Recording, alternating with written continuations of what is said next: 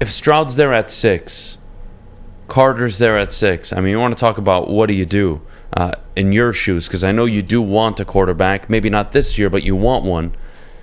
That's a tough position to be in. Well, and I think you start answering calls if that's my opinion on it. So let me ask you this, because we had this conversation about drafting a quarterback before. The big thing is, well, and I agree with you.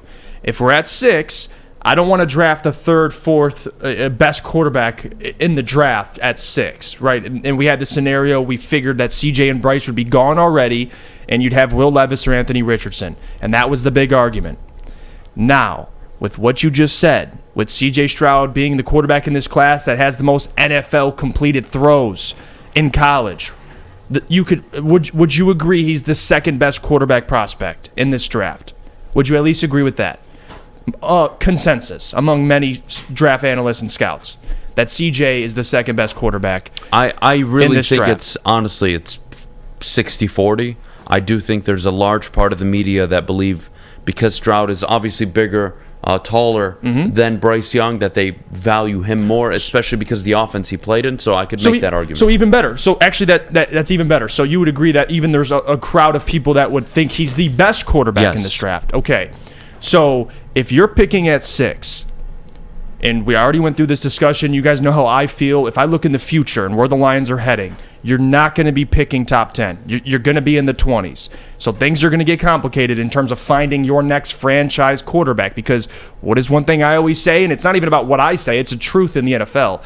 Typically, franchise quarterbacks are found in the top 10 or just outside. Now, there's Lamar's, there's Jalen Hurts, Aaron there's Rodgers. Dak Prescott's, there's Aaron Rodgers.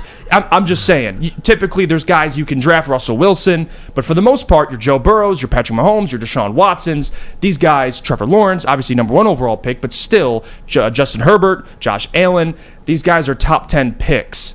So, with that being said, if you're picking 6, it's the Rams' pick. It's not your pick.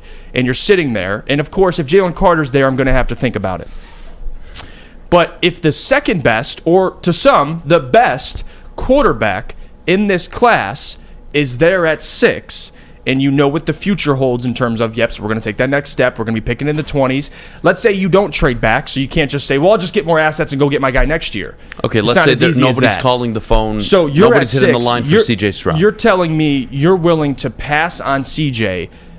to just kind of push that quarterback You want my answer? debate down the line or that conversation? Yes. You want my answer? So what are you doing? If I'm in the building and we love C.J. Stroud, okay, there has to be a clear commitment and clear communication to Jared Goff that he is likely not the starter in 24, and we would like to see him play his best ball, obviously, this year.